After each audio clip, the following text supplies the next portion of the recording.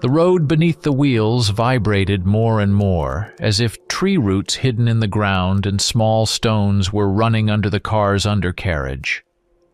The dirt path, which was supposed to lead me to Jack's cabin, slowly disappeared under the dense canopy of the forest. With every mile, the tall pines grew higher and thicker, their branches weaving together above the road, cutting off the last remnants of daylight. The forest thickened, and with each turn, I felt like I was drifting further from the right path. Jack was an avid hunter and often spoke about his cabin in the woods as a paradise for anyone who loved hunting. But I wasn't that kind of person. Sure, I had a hunting license, and there was an old rifle stowed in the trunk, but deep down, the idea of killing animals for sport never sat well with me. But this was Jack. It was hard to turn down his invitations. He sent me the coordinates, assuring me it would be an easy drive, but now those coordinates seemed useless. The road became harder to distinguish, and the thick forest seemed to be pulling me deeper into its green heart. I checked the GPS. The screen flickered and showed a gray void. No signal. I tried my phone, also dead. No service, not a single bar. I stopped the car and looked around, but everything looked the same. Trees, underbrush, no landmarks. Damn, I was definitely lost. How much further to Jack's cabin? I had no idea. These forests stretched for miles, and without any signal or GPS, I was like a rat in a dark maze. Suddenly, amidst the growing silence of the darkening forest, the car jerked and came to a halt. The engine stalled as if all the electricity had suddenly drained out of it. I turned the key in the ignition again. Nothing. Just silence, making my skin crawl. Damn it, I muttered and slapped the steering wheel. Stepping out of the car, I felt the forest wrap around me, as if waiting for something. The towering trees stood motionless, their shadows twisting and bending in the dimming evening light. What now? I was completely isolated with no signal and a broken-down car, in the middle of this godforsaken forest. My heart pounded in my chest. What should I do? Staying here in the car seemed pointless, but venturing into the forest alone, not knowing exactly where I was, the thought seemed insane. I looked at my old car. It was a beat-up Jeep Cherokee passed down to me by my father. It had seen many adventures and had always served our family faithfully. But as luck would have it, it failed me right now at the worst possible time. Not now, of all times, I thought, cursing quietly under my breath. I didn't know much about cars, and the idea of popping the hood and figuring out what was wrong seemed pointless.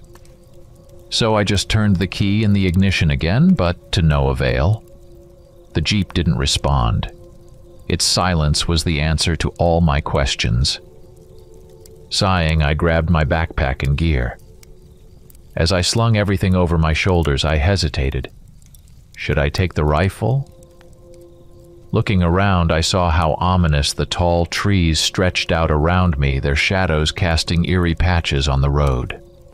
This was a wild forest, and the chance of encountering some kind of animal was very real. Accepting that as reason enough, I took the rifle and slung it over my shoulder. After locking the car, I looked around once more. I had to decide which way to go. Turning back the way I came didn't seem like a smart choice. I'd driven too far into this forest, and I wasn't sure I'd find anyone on the way back. Maybe there's some sort of settlement ahead, I thought. I decided to move forward. My footsteps echoed faintly against the gravel and dust, and the forest grew thicker. The road became rougher, and the trees seemed to close in around me, turning my path into a narrow corridor of dark trunks and branches, rustling in the wind. The forest loomed, oppressive, and its silence felt unnatural. I walked further. and soon the road came to an abrupt end. Ahead of me was a small clearing among the trees where an old, dilapidated house stood. Its walls were covered in dirt, moss, and cracks, as if nature itself was trying to swallow the structure whole. The roof had collapsed in one corner, and the windows were boarded up, immediately giving the impression of abandonment. Yet despite the overall decay, something about the house unsettled me. I stopped and listened to the sounds of the forest, but the same oppressive silence hung in the air. As I approached closer, I noticed dirt on the doorstep, footprints, as if someone had recently passed through here. Upon closer inspection, I saw a few empty tin cans near the house, discarded but not rusted. This meant someone had lived here, or at least passed through recently. I looked around but saw no other signs of life. No smoke from the chimney, no sounds from inside the house. Everything looked empty and abandoned. Yet that one footprint, that small sign of activity, gnawed at my mind. As I approached the house, I walked cautiously, as if every twig underfoot could betray my presence to someone or something lurking in the shadows. Inside, everything screamed, "Get out of here!" as though instincts buried deep within my subconscious were trying to warn me of danger. But common sense told me the opposite. This was just an old house, and maybe here I could find help. Logic reassured me that no one would leave a person in distress. I gathered my courage, stepped up to the porch, and knocked. Silence. No answer. Only the soft wind blowing between the trees and the faint creaking of branches, like the whispering of the forest. I tried to peer into the windows, but the inside was pitch black, as if time itself had stopped behind its walls. No signs of life. Nothing moved. No one responded. My heart pounded harder. Should I enter without permission? What if the owner came back? My mind began painting grim pictures. What if they thought I was a thief? A bullet could be the obvious outcome. I wasn't ready to take that risk, so I decided not to enter. Instead, I would circle the house to see what I could discover from the other side. Then, behind the house, my attention was drawn to a small shed. It was locked with a rusty but still sturdy padlock. My intuition was flashing red alarms, but I couldn't just leave without figuring out what was going on here. That's when I noticed something white lying in the grass nearby. I walked closer, feeling a strange, inexplicable sense of dread rising inside me. And then I saw it. Bones, scattered across the ground, like after some kind of ritual or wild hunt. But the worst part was the skull. A human skull. My gaze locked on the empty eye sockets, which seemed to stare straight into my soul. A cold wave of panic swept over me instantly. My heart pounded so hard that I felt it in my throat, and my lungs suddenly stopped working. The air seemed frozen, refusing to let me breathe. The world around me narrowed, and all I could feel was bottomless terror. I realized I had stumbled into a dangerous place. This was no ordinary old house in the woods. Something horrific had happened here. My legs, heavy as lead, refused to move. But I knew one thing. I needed to leave. Now. As I turned to go, gathering the last of my strength to push through the fear, I suddenly heard a noise. It came from somewhere inside the shed. It was a quiet but distinct sound, like something trying to get out. A million thoughts raced through my mind. What if there was a person trapped in there? Someone kidnapped? In need of help? There was nothing ahead but the forest, and if someone really was inside, I could be their only chance of rescue. The shed was old, and the boards that made up its walls were no longer tightly fastened. I moved closer, trying to make as little noise as possible, and pressed my eye to one of the gaps, hoping to see what was inside. The darkness seemed to swallow the light, but over time my eyes adjusted, and I noticed movement in the corner. Something was stirring slowly, as if lying in wait. My heart raced. The pounding of my blood echoed in my ears. "Hey, who's there?" I whispered, uncertain if I even wanted to hear an answer. Silence. No response. But then I saw it. A figure, human-like but emaciated, so thin that its outline was unnaturally distorted. It sat in the corner, motionless, as if unaware of my presence. I tried to convince myself that it was a person, but the ominous feeling wouldn't leave me. Suddenly, amidst the shadows, I saw two glowing yellow eyes. They flared up in the darkness, and my heart clenched with terror. Before I could react, the creature bolted toward me, slamming into the wall with a deep, guttural growl that made the hairs on the back of my neck stand on end. A beast! I leapt back, nearly falling, struggling to catch my breath. This thing was not human, it was predatory, terrifying. My mind screamed, "Run!" I realized that whatever was inside was dangerous, something that should never be set free. My heart pounded in my throat. My hands trembled. Panic gripped me with icy claws. One thought dominated my mind: to run and fast. But in that moment I heard a voice. It came from the direction of the house, and the sound froze me in place. Maybe it was the owner. Panic overwhelmed me, and I dashed into the nearest bushes, trying not to make a sound. I crouched, holding my breath, waiting every second for something, from the house or the shed, to appear. Something that I wouldn't be able to escape. An old man emerged from behind the house. At first glance, he looked like an ordinary farmer or hunter. His clothes were dirty and stained, as if he'd been working in the fields or dragging something through the forest for a long time. His gray hair was tangled, and his beard was covered in dust and grime. But what caught my attention the most was the large piece of flesh he carried over his shoulder. My first thought was that it was a deer. Long, blood-covered limbs dangled down, and bones creaked unpleasantly with every step. But was it really a deer? My heart pounded because something about this man seemed off. He walked with his head tilted to the side, muttering something under his breath, as if he were talking to someone invisible. His eyes didn't dart around, nor did he scan for threats. He seemed entirely absorbed in his thoughts. I strained to make out the words, but they were fragmented and strange, as though he were speaking to someone or something that couldn't respond. It was unsettling. The old man reached the shed and, without even glancing around, began fiddling with the lock. I crouched in the bushes, trying to breathe as quietly as possible, though panic was tightening its grip on me.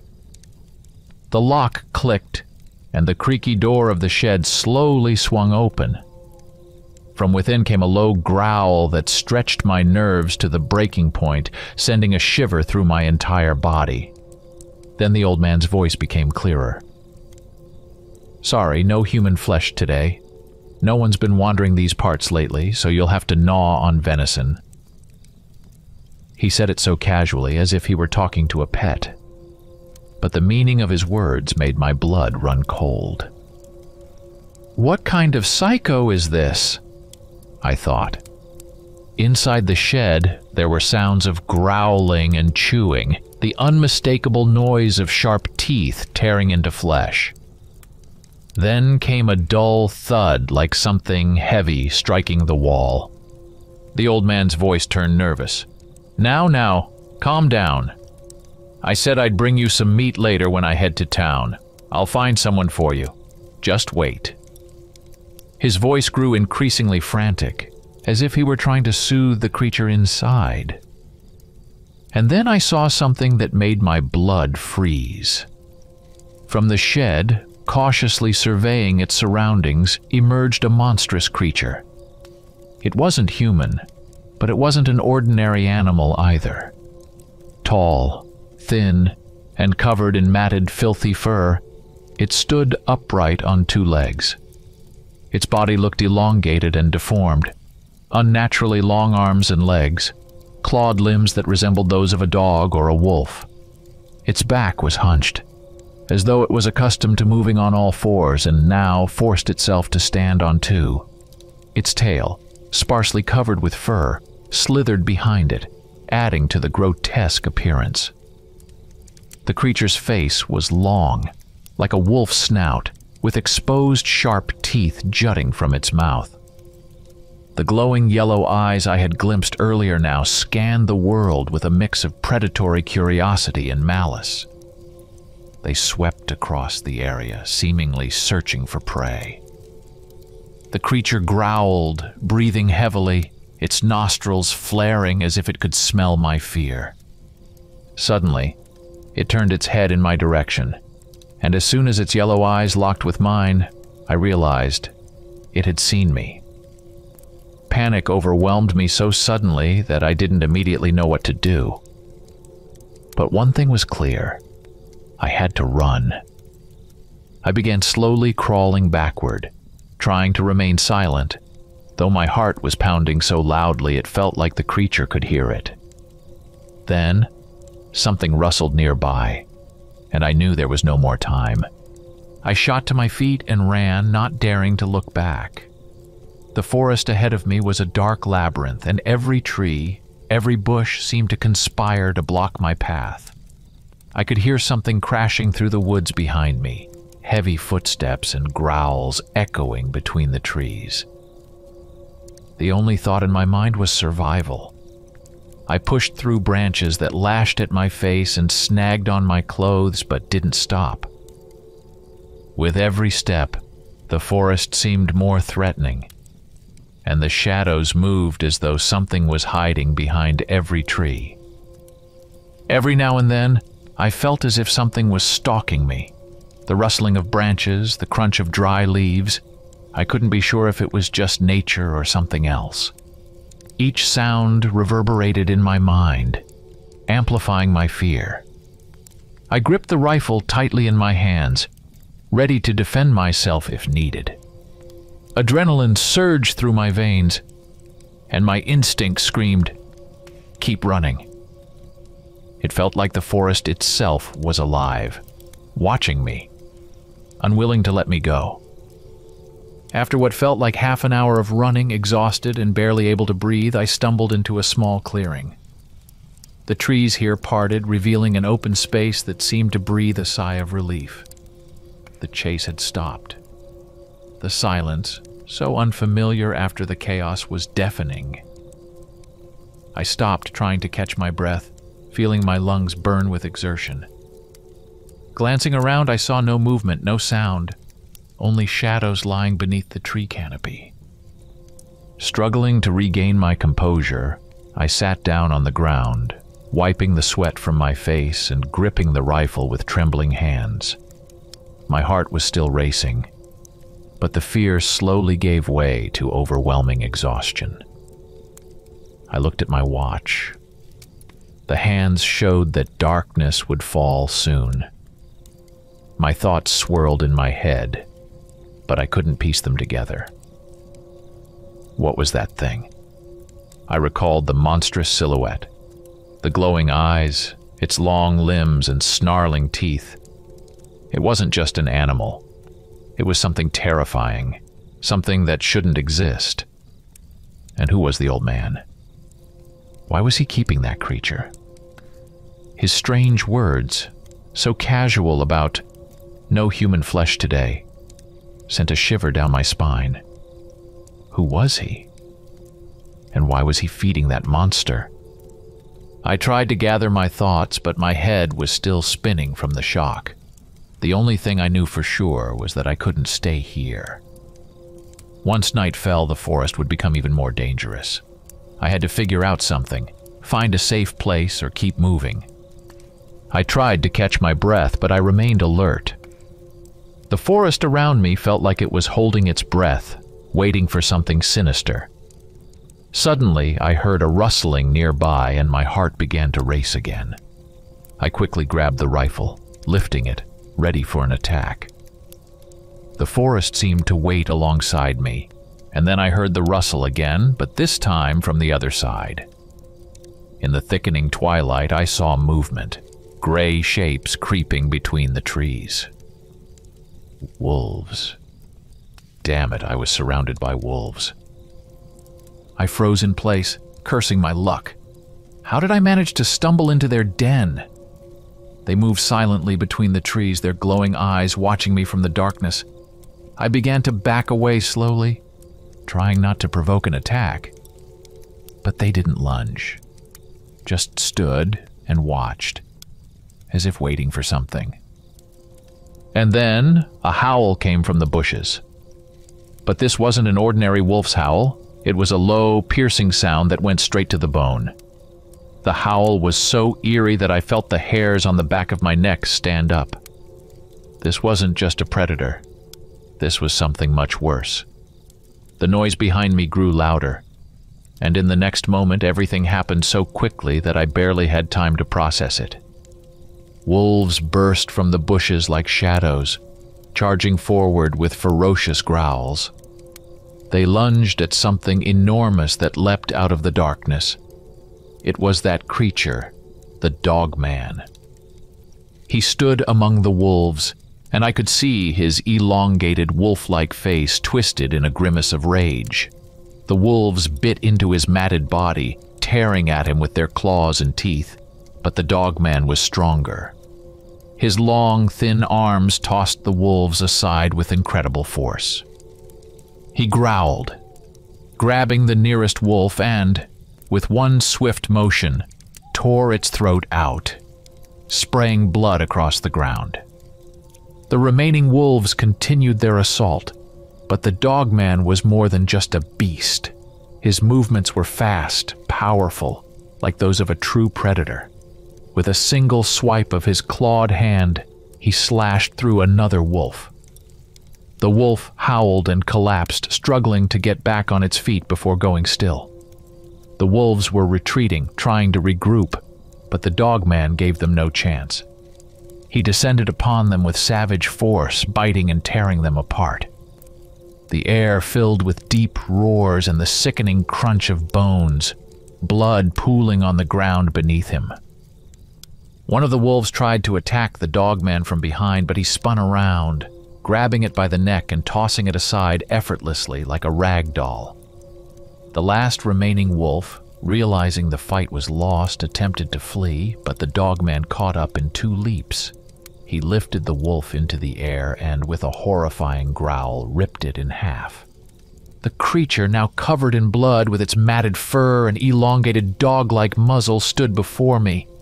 It was even more terrifying than before. Its yellow eyes, shining in the dim light of dusk, stared at me with a cold, predatory hunger. I felt the chill of fear creeping into the depths of my soul. My terror was palpable, my heart pounding so hard it felt like it might burst from my chest. The dogman was breathing heavily, its chest rising and falling, revealing dagger-like teeth. It stood just a few steps away, its claws still dripping with the blood of the wolves. The creature's yellow eyes locked onto mine, gleaming with the hunger of a predator ready to devour its prey. I remembered the old man's words, how he coaxed the beast to eat venison instead of human flesh. But now it stood in front of me, and I knew. This time it wouldn't have a choice. My fate was in my own hands. All this time, I had kept the creature in my sights, my hands trembling slightly from the tension. Trying not to panic, I fired. The bullet hit the beast right in the shoulder, and for a moment, it seemed as if it didn't even register what had happened. But as soon as a gaping wound appeared on its body, it let out a deafening roar. The sound echoed through the forest, as if the very woods trembled in fear. The roar was laced with pain and shock, as if the creature hadn't expected to be hurt. I didn't hesitate and fired again, but this time the dogman reacted. With a loud snarl, it leaped to the side, its massive paws tearing up the ground beneath it. At that moment, I realized, trying to fight it was madness. It was faster and stronger than I could have ever imagined. I didn't chase after it. Instead, I bolted in the opposite direction without looking back. Behind me, another enraged howl echoed, filled with hatred and bloodlust. It was monstrous. My heart pounded so hard that I felt the blood pulsing in my temples. The forest around me was growing darker, the twilight thickening, swallowing the last rays of light. With each passing minute, the darkness overtook the woods, and I knew I needed shelter. I raced through the dense forest, my legs buckling from exhaustion, but I didn't stop. Every fiber of my being screamed, "Run, escape, don't look back!" I ran blindly, scanning the shadows, searching for any form of salvation. The thought of climbing a tree crossed my mind, but instinct told me it wouldn't save me from this beast. And then, through the darkness of the forest, I saw something in the distance, faint lights high up. I stopped abruptly, squinting at them. It was a fire tower. My first thought was that this could be my salvation. Height was my only chance to escape the dogman. Without wasting a second, I sprinted toward the lights, crashing through the dense forest, grabbing at branches and stumbling over roots, but not allowing myself to slow down. As I pushed toward the tower, the fear that had consumed me slowly gave way to a sliver of hope. If I could make it there, I'd have a chance to hide, maybe even call for help. Behind me, I still heard the dogman's furious growling, but the lights of the tower beckoned me like a beacon in the night. I knew that if I could just reach it, I might survive. Reaching the fire tower, I saw it in all its grandeur. Standing almost 100 feet tall, it loomed over the forest like a solitary sentinel, guarding this wild land. Its metal supports, rusted by time and weather, were thick and sturdy, with a square platform at the top where a small cabin with windows all around sat. The steps leading up gleamed faintly in the dim glow of my flashlight, as if inviting me to climb and seek refuge from the horrors of the night. At the base of the tower stood a tent. It was worn, its color faded from sun and rain, but it was clear it had been used recently. Scattered around were belongings, a hiking backpack, an open box of canned food, an empty plastic bottle, a camping lantern, and a pair of shoes left at the entrance of the tent. All of it suggested someone had been living here, maybe recently, but there was no one inside the tent. I felt the breath of fear on the back of my neck. The creature could be nearby, hiding in the shadows of the forest, ready to lunge at me at any moment. I couldn't afford to waste time. Without hesitation, I made my way to the stairs and began to climb.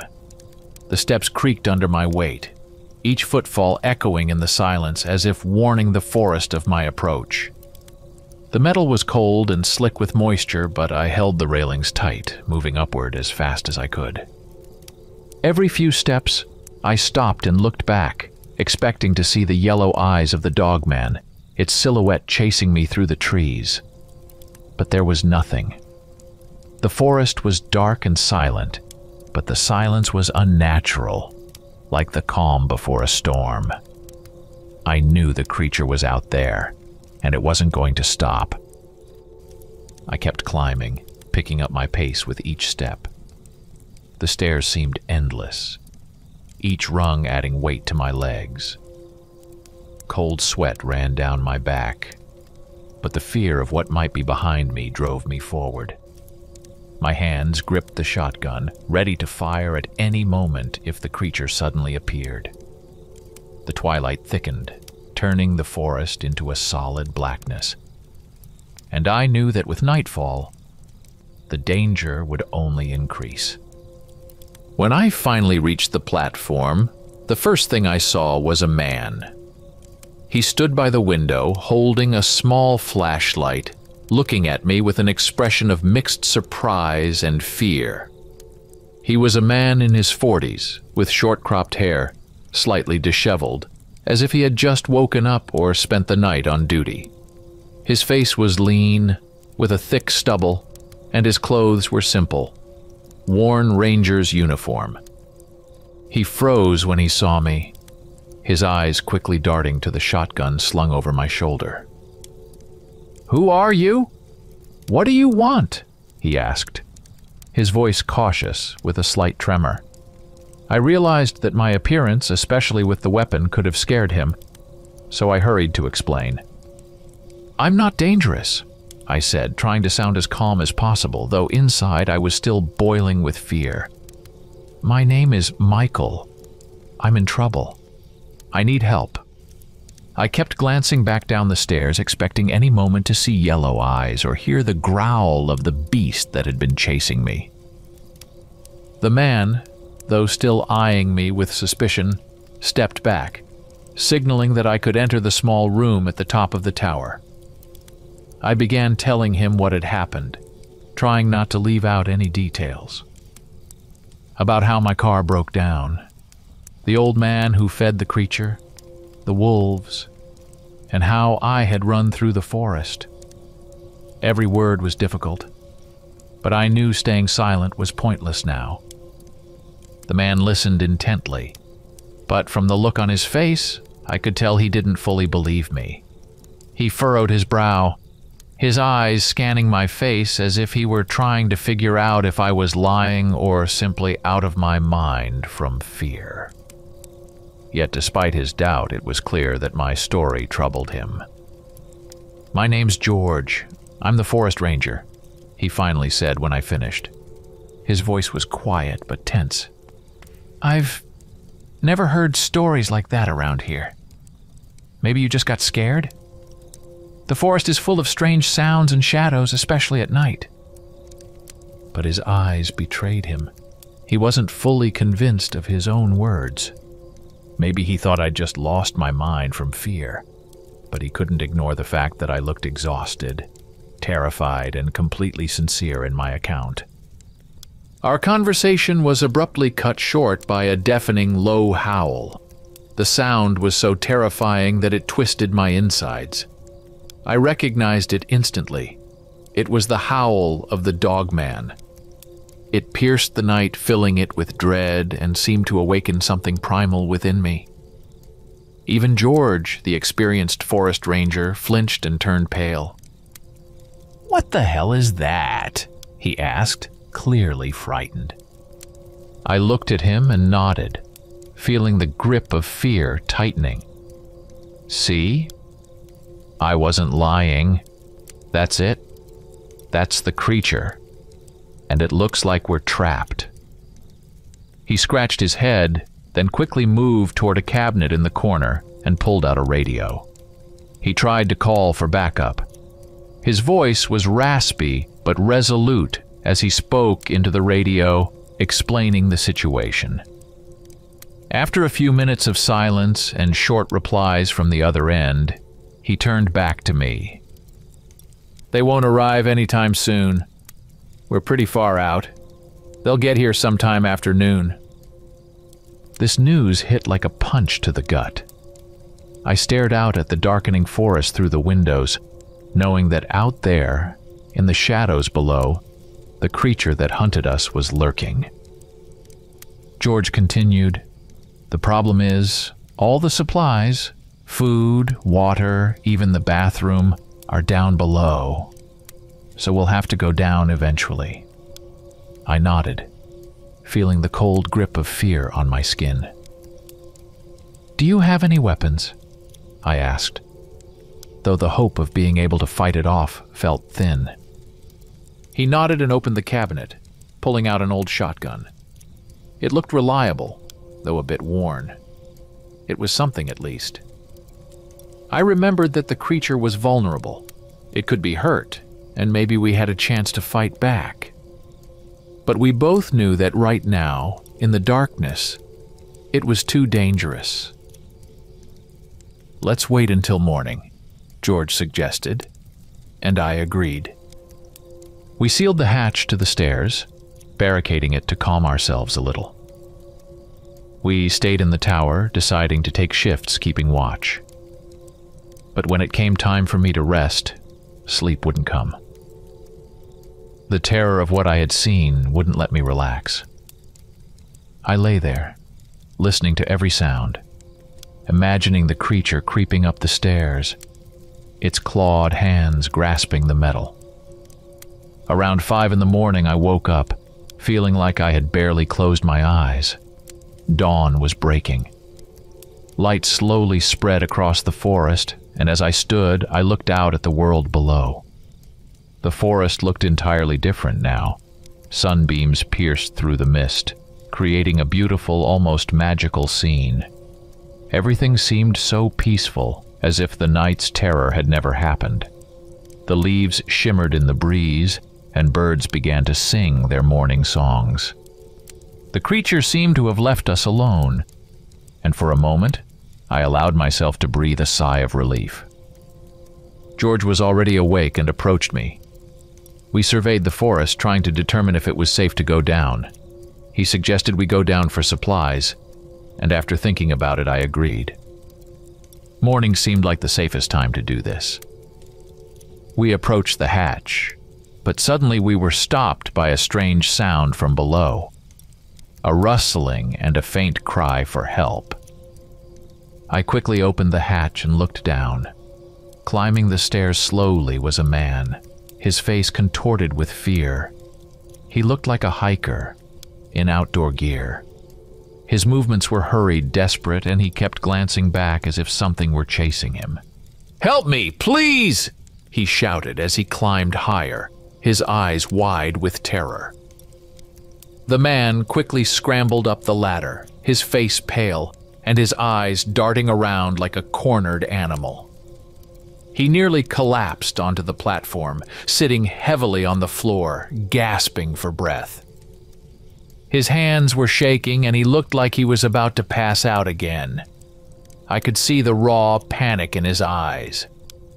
"My name's Tom Williams," he stammered, unable to take his eyes off the ladder, as if terrified that someone might follow him up at any moment. His voice trembled, and his speech was broken and disjointed, as though he was clinging to the edge of sanity. My wife and I went on a camping trip. Thought it'd be a fun adventure. We've always loved nature, you know.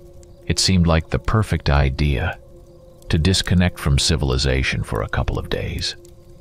He wiped the sweat from his forehead, trying to speak more clearly, but every word was still laced with fear. On the 3rd day, we set up camp deep in the woods. Everything was fine. We pitched the tent, started a fire, and everything was peaceful. We were sitting there, talking by the fire, when suddenly we heard a noise from the forest. It was strange. You know, like someone moving out there in the dark. I thought it might be an animal, maybe a deer or something, so I went to check. He clenched his fists, as if trying to hold back hysteria. But when I got closer to the bushes, there was an old man, just standing in the shadows, watching me. I barely had time to understand what was happening before he lunged at me. He was incredibly strong. Didn't look like he'd be. But he had a club, a big old wooden one.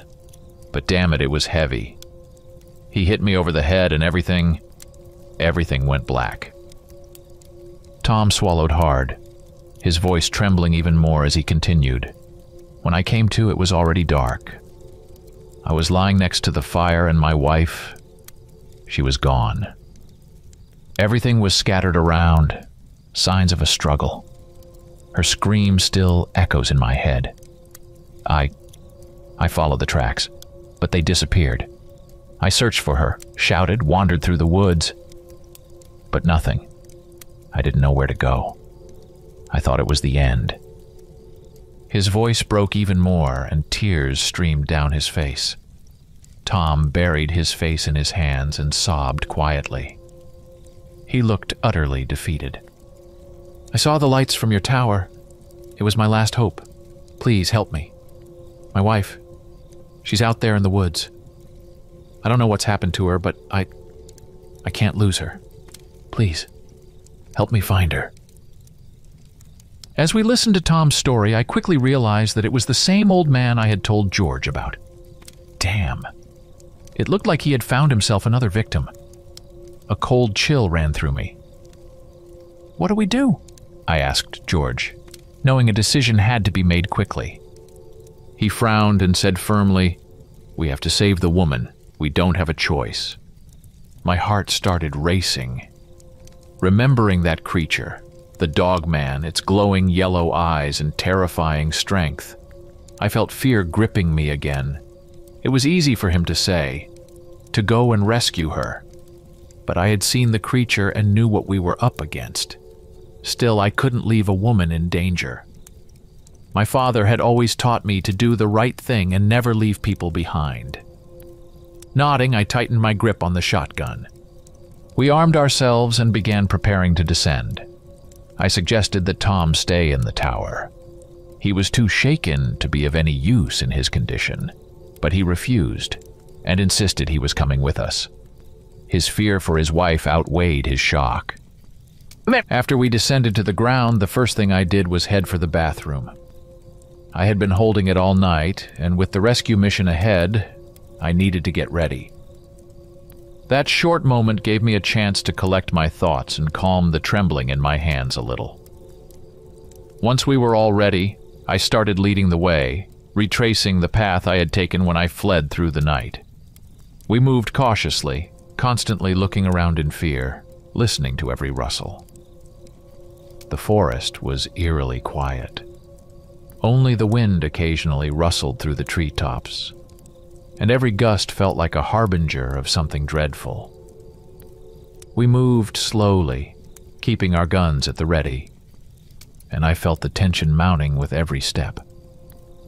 My hands were sweaty, but I tried to maintain control, knowing that at any moment we could encounter whatever lurked in these woods. Soon, we came upon a clearing. I froze instantly when I saw it. There, among the grass and branches, lay the mangled bodies of wolves. Their torn, mutilated corpses filled the air with the stench of death. I remembered my battle with the dogman, and the bloody scene came alive in my mind again. George stepped closer, and when he saw the carnage, he finally believed me. This is horrible," he said in a hoarse voice, his eyes wide with shock. Now he understood what we were up against. But there was no time for long deliberation. We pressed on, gripping our weapons even tighter, scanning the surroundings for danger. Finally, we reached the house. We looked around. There didn't seem to be anyone there. We crept toward the house slowly and silently, trying not to make a sound. The forest was too quiet, and the oppressive stillness only amplified my unease. We approached the windows, and I carefully peeked inside, but there was no one in sight. The house seemed empty, but something felt off. It was too strange to be true. Something was wrong. I slowly opened the front door, which gave a low, ominous creak.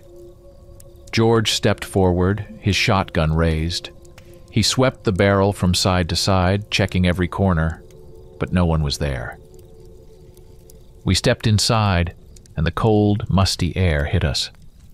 It felt as though the house itself was alive, with its secrets and horrors soaked into its walls. The atmosphere was oppressive, like the house was watching us. Inside, it was dark, even in daylight. The walls, peeling and grimy, were streaked with what looked like old blood stains. The floors creaked under our feet, and the old wooden furniture seemed abandoned, as if no one had cared for it in years. On the shelves in the corner were old bottles, some of which looked ritualistic. Skulls, dried herbs, strange symbols carved into wood. The place reminded me of a madman's lair. We made our way through a hallway that led to the kitchen. There was an old wooden table with dirty knives on it, and jars filled with something vile, blackened, decayed, as if left to rot for years. In the corner was an old cutting board, stained with dark spots. Faded photographs hung on the walls, but they were so worn that the faces were unrecognizable. George moved cautiously ahead, his shotgun ready, and I followed closely behind, careful not to step on the creaky boards. We reached the living room, and there we saw a horrifying sight. In the corner of the room, tied up on the floor, was a woman. She was unconscious, her hands and feet tightly bound with ropes. Her face was pale, as if she had been lying there for hours without moving. "There she is!" Tom shouted, his voice shaking with panic. He rushed to the woman, dropping to his knees beside her, grabbing her hands. We all ran to her, and Tom, his voice trembling, called out to her, "Lucy! Lucy, it's me! Wake up!" He anxiously checked her pulse, whispering her name.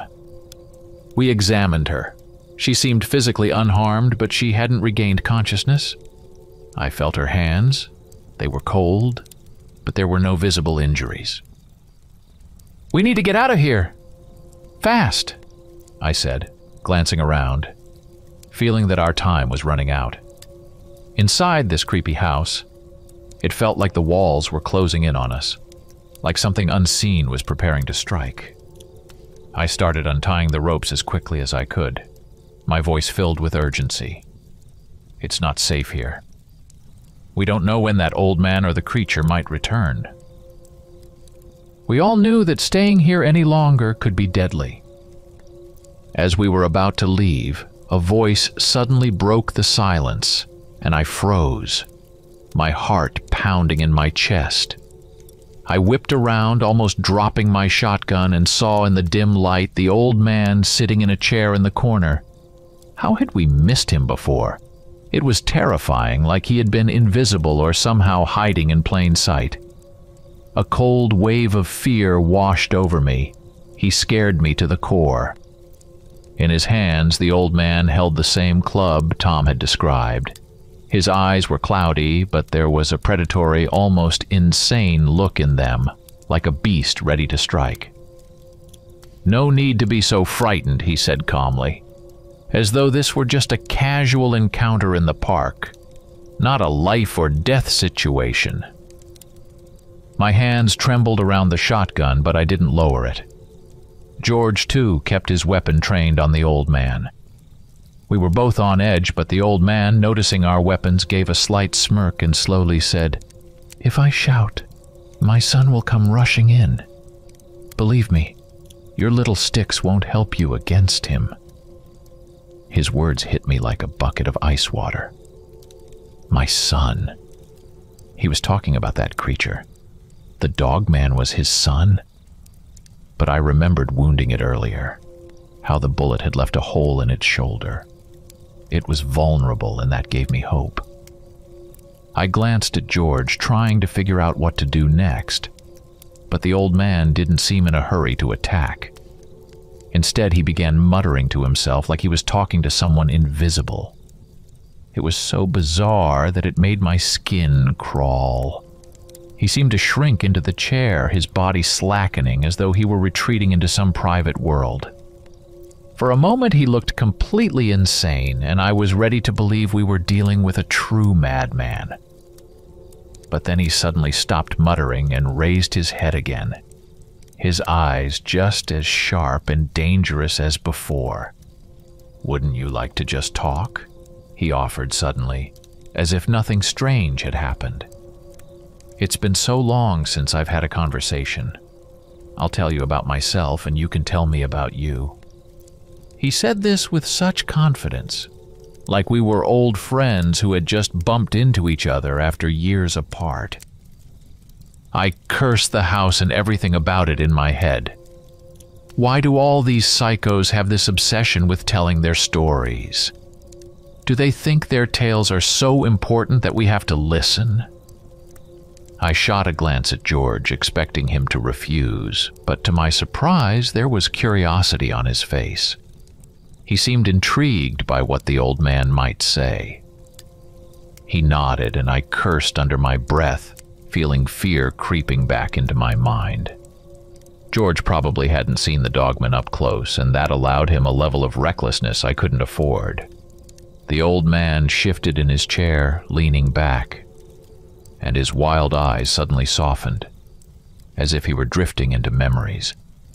His voice, hoarse and low, filled the room like an echo from a distant past, wrapping the space in an eerie feeling, as though the story he was about to tell was more than just a memory. You probably think I'm mad, and maybe, in some ways, I am. But my life isn't as simple as you might think. I was born near here on a farm. My mother was a healer, helping people when doctors couldn't. My father was a hunter, strict but fair. But our family, we weren't like others. People always kept their distance, as if they knew something I didn't understand as a child. He paused for a moment, seemingly lost in thought, then continued, "When I turned 12, my father took me deep into the darkest parts of the forest for the first time. He brought me to a place called the Circle of the Dead. It was an ancient stone circle that the locals avoided.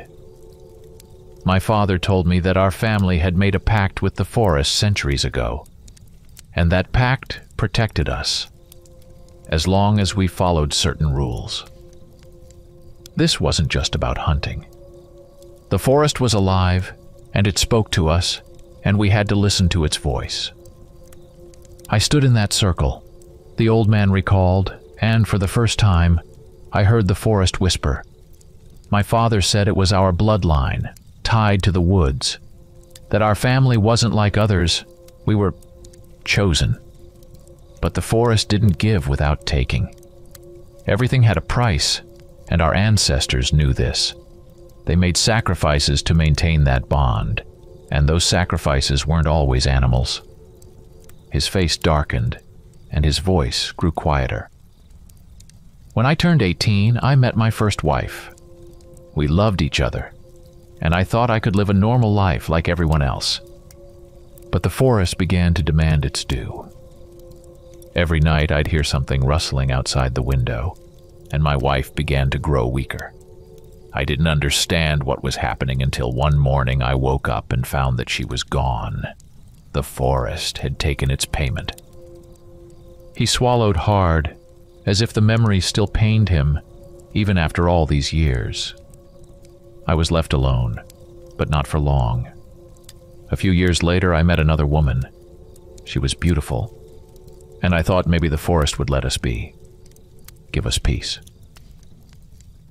The old man paused again, and then his voice became even softer, as if he were descending into the darkest corners of his mind. "When my second wife gave birth to our son, I knew immediately that he wasn't a normal child. He looked like a small wolf cub, but with a human body. His eyes were wild, almost feral, with a yellow gleam that was impossible to miss. His tiny hands were long and thin, like clawed paws, and his breathing was heavy, like an animal waiting to pounce. There was something strange about him, something not human. When my wife saw him, she couldn't handle it. Her face turned pale, her eyes filled with horror. The next day, she ran away. I don't know where she went, and honestly, I'm not sure she's even still alive. The forest may have claimed her, just like it did my first wife." The old man sighed, as though the memories of those days still hurt him. After she left, I retreated into the forest. It was the only place where I felt I could protect him and myself. We lived here, among the trees, away from people. He grew up not like other children. He didn't talk like them. His behavior was more like a beast. He moved like a wolf, hunted like a wolf, and felt the forest as if it were part of him. I knew he wasn't just my son. He was part of the forest, part of that same pact our ancestors made long ago. The forest gave him strength, but along with it, its wild nature. I raised him here, in this house, among the trees. He never became truly human. The forest became his home, and I only watched as he grew stronger every day. He knew the forest like no one else, could hear its whispers, and moved as if he was one with it. I saw him transform into something more than a man. He became part of the forest, part of its wild, ancient power. When the old man finished his terrifying story, I tried to make sense of what I had just heard. But one thought kept circling in my mind. He was a madman, a murderer who fed his monster human flesh. This man was dangerous. Suddenly, a powerful urge surged within me to shoot him right there, to end this nightmare once and for all. But I held back. I glanced at George and nodded, signaling that it was time to go. I had no intention of sharing anything about myself or wasting any more time here. All I wanted was to get out of that house as quickly as possible. As we slowly began to move toward the door, I could sense the old man becoming suspicious. His face darkened, and he suddenly yelled, "Why are you leaving?" Fear shot through me like a lightning bolt. His scream could draw the attention of that creature, his son. Cold sweat ran down my back. We cautiously made our way toward the exit, but we were on high alert, trying to think of what to do next. Then, like a crazed animal, the old man lunged at us, swinging his club with terrifying strength.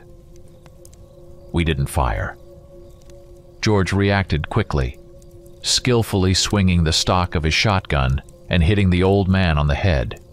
He froze, his eyes rolled back, and he collapsed to the floor, unconscious. I let out a sigh of relief. This was the best outcome we could have hoped for. No gunshots, no noise, just one blow, and the immediate danger was neutralized, at least for now. We rushed outside, and Tom, holding his wife in his arms, stood nearby, his face etched with worry. George and I scanned the area, our weapons ready, expecting that any moment the creature could emerge from the trees. George turned to me and asked, "Where's your car?" "Further down the road," I replied, "but it won't start." George nodded. "I know my way around cars. Let's see what's wrong. The priority is to get everyone out of here as fast as possible." We moved down the road, trying to be as quiet as possible. Leaving the old man in the house behind felt strange. It seemed like the beginning of the nightmare rather than the end. But I knew every step away gave us a small chance at survival. Just as we gained some distance, a furious roar ripped through the air. It was so loud and piercing that my legs froze in place. We all stopped, paralyzed. It was clear. The creature had returned and found its father. Its rage was overwhelming, and it screamed as if its world had been shattered. "Run!" George shouted. We sprinted down the road, the sound of the creature tearing through the trees behind us. Every movement I made was filled with panic. The trees blurred around us. The road beneath our feet seemed endless. But I knew we weren't just being chased by a beast. This was something unnatural, ancient, feeding on our fear. The creature was closer than we thought. I could feel its claws slicing through the air behind us. George and I kept glancing over our shoulders, expecting to see those glowing yellow eyes leaping from the shadows at any moment. Branches slapped our faces, the road ahead twisted and turned, but none of us slowed down. Every step was a battle. Our breath came in ragged gasps, but we knew we couldn't stop. Not now. Not ever. After some time navigating the forest road, we finally spotted my old Jeep. My heart raced, and I sprinted toward the car. Opening the door, I quickly popped the trunk, grabbed more ammo, and began preparing for the possible attack. Meanwhile, George opened the hood and started inspecting the engine. Tom carefully laid his wife on the back seat. Her face was pale, but at least she was safe. I stood with the shotgun ready, feeling the tension thickening around us, as if the very forest was breathing something dark and menacing. It was eerily quiet. In the dimming twilight, the forest seemed alive, the branches whispering something unintelligible, and the shadows moving too quickly, unnaturally. I felt as though something was watching us from deep within the woods. Every rustle made my heart beat faster. The air had turned colder, and the sky, now covered in clouds, seemed to swallow the remaining light. Something was moving among the trees, but I couldn't tell if it was animals or something far more sinister. Suddenly, with feral rage, the creature burst from the bushes. It lunged straight at Tom, who stood beside the car, too slow to react. With a terrifying snarl, the beast collided with him, its claws ripping through his jacket and blood sprayed from his arm. Tom screamed in pain, falling to the ground as the creature immediately turned, readying itself for another attack. I raised the shotgun and started firing. The creature was unbelievably fast, its movement so lightning quick and elusive that hitting it seemed impossible. But in a brief moment, when it was preparing to charge again, I managed to shoot it in the leg. It crashed to the ground with a guttural growl, but even in that wounded state, it kept trying to get up. "All set!" George shouted from under the hood. I continued shooting at the creature, hitting various parts of its body. Bullets tore through its flesh, but it wouldn't die. Even after I shot it in the jaw, blowing off part of its face, it kept moving, like some kind of monstrous zombie that refused to feel pain or succumb to death. The sounds it made were indescribable. Between the rasping and growling, I could have sworn I heard a human voice trying to break through, as though someone was trying to speak from within that horrific shell. Its jaw snapped, bones creaked and cracked, yet it still rose. "Get in the car!" George yelled. I didn't hesitate for a second.